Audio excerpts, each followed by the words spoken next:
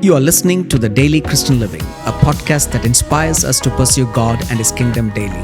I'm Shane Thomas, pastor at City Harvest India, where I train, preach, and teach God's Word. In this podcast, we are going to learn God's Word with its context, cultural background, and its present relevance to us today. Let's get rolling. We are going to look at the ascension of our Lord Jesus Christ and also the selection of the 12th apostle, Matthias. Let's open our Bibles to Acts chapter 1, verse 9 through 26. After he said this, he was taken up before their very eyes, and a cloud hid him from the sight. They were looking intently up into the sky as he was going, when suddenly two men dressed in white stood beside them. "Men of Galilee," they said, "why do you stand here looking into the sky? The same Jesus who has been taken from you into heaven will come back in the same way you have seen him go into heaven." Jesus asked his disciples to wait in Jerusalem until they receive power from above, the Holy Spirit power, which will enable them to be effective witnesses through the ends of the earth. And now, after saying that, Jesus ascends to heaven. This gives us many proofs of Jesus and his ministry. This proves that Jesus came into this world as God in flesh to reconcile man back to God. God tabernacled among us in the name of Jesus, and he lived and he ministered in this world. This also proves to us that Jesus was sentenced to crucifixion according to the Roman laws, and he was crucified and he died on the cross of Calvary. He died for the sins of mankind. Jesus was buried, and on the third day, Jesus rose again from the grave. Jesus defeated death and grave, and he overcame death and grave, rose again victoriously.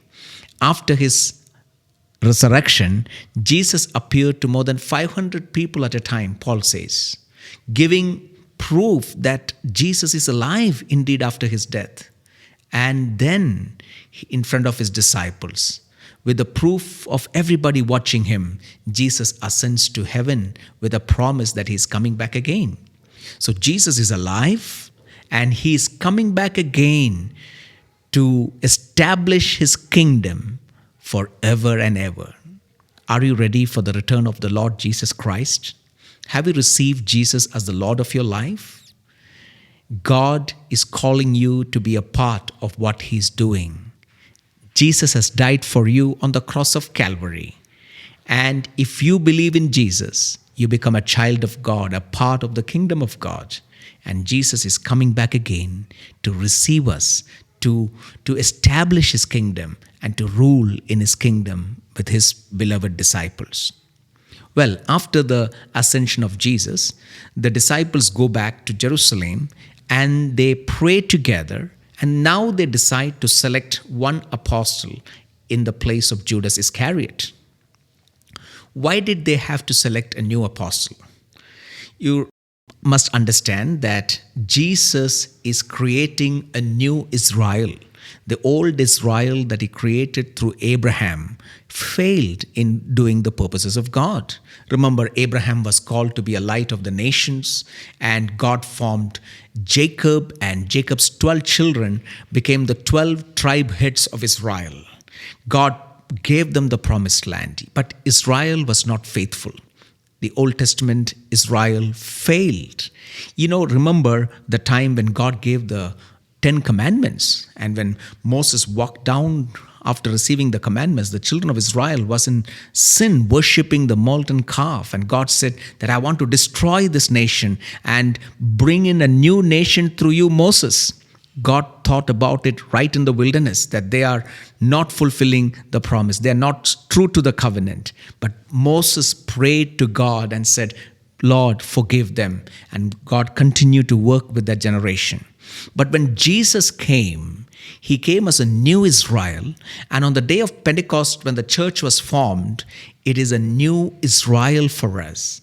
If in the old Israel there were 12 tribes, new Israel has 12 apostles, and this 12 is a symbolic number to tell that there is a new Israel that Christ is forming by the coming of the Holy Spirit and the forming of the church. Apostle Paul wrote in Galatians chapter 3 verse 29, "If you belong to Christ, then you are Abraham's seed and heirs according to the promise."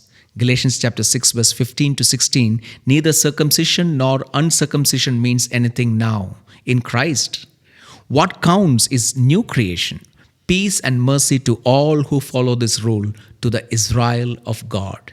Now the church is the Israel of God. And they selected Matthias.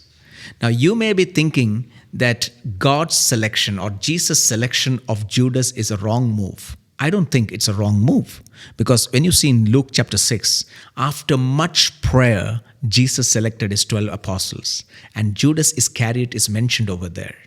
But what happened to Judas is the love of money that took him to this drastic step of betraying Jesus Christ.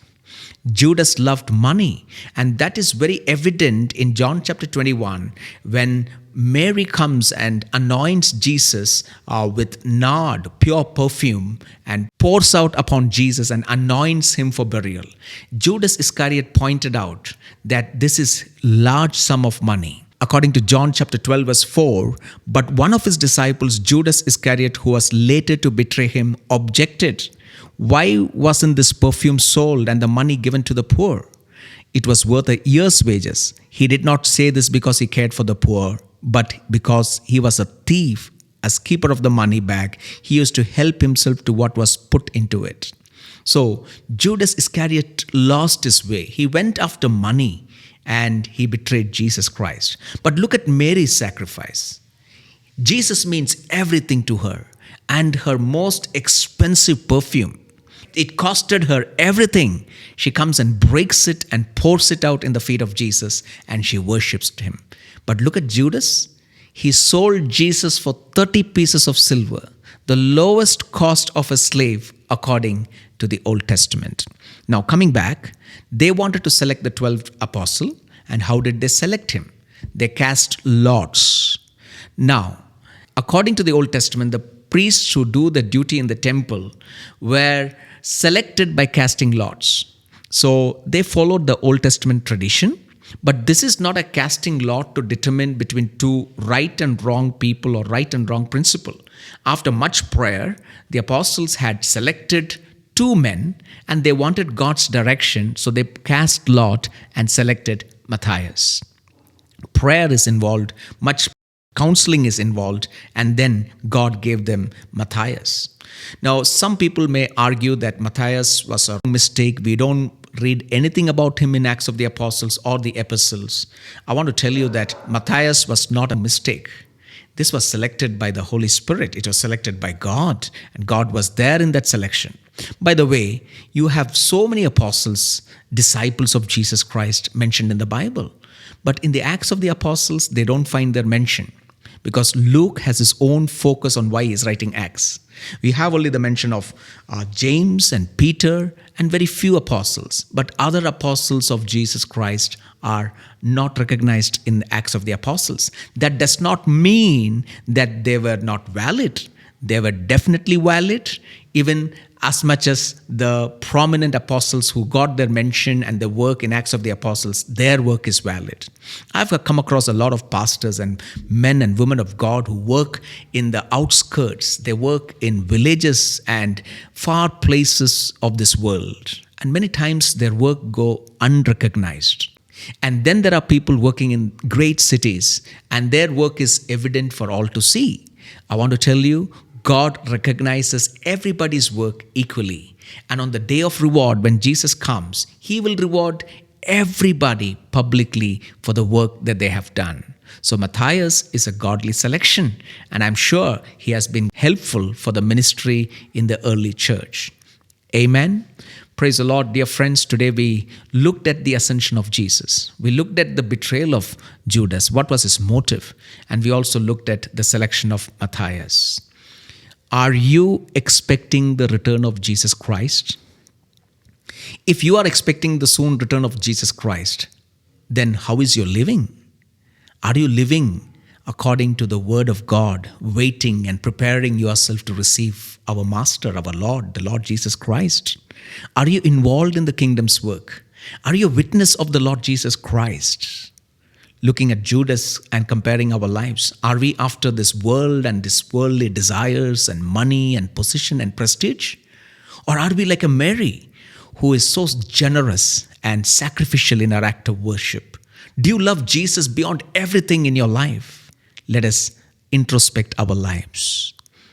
Is there any hindrance in your life which hinders you from following Jesus effectively?